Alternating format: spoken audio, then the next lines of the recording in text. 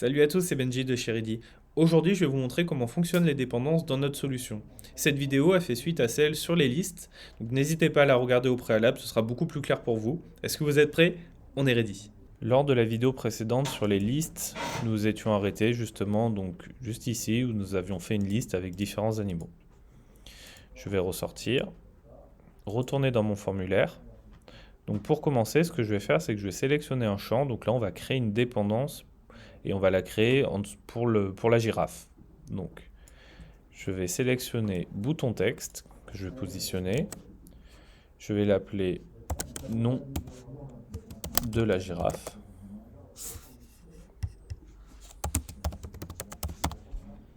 Je l'ajoute. Je vais réduire très légèrement mon champ.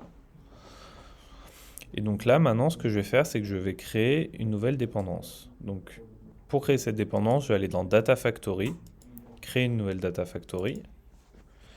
Donc, je vais noter girafe, parce que ça va concerner la girafe.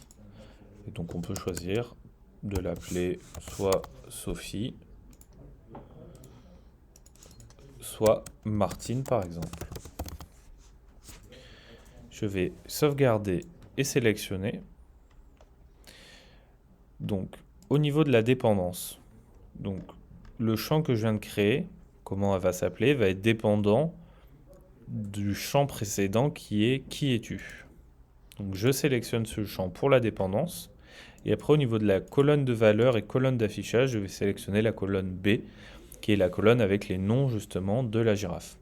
Je vais enregistrer, je ressors et on va pouvoir tester cela. Donc là, on voit que quand on sélectionne la girafe, quand le loup est sélectionné, rien n'est affiché. Quand la girafe est sélectionnée, on va pouvoir choisir justement au niveau de la dépendance de choisir son prénom, qui est soit Sophie, soit Martine. Donc je me suis amusé à faire des dépendances aussi sur l'ours, que je vais vous montrer. Donc quand je clique sur l'ours, on va pouvoir choisir si sa couleur est noir, blanc ou brun. Quand je clique sur noir et blanc, ça s'arrête là. Et j'ai fait une dépendance supplémentaire quand on clique sur brun. Et donc à ce moment-là, on va pouvoir choisir si c'est petit ours brun ou grand ours brun. J'espère que cette vidéo vous aura plu. Comme vous l'avez vu, elle est un peu plus complexe que les vidéos précédentes. Si vous avez des questions, vous pouvez me les poser directement dans les commentaires. Et on se retrouve très bientôt pour une série de vidéos. À bientôt. Ciao, ciao.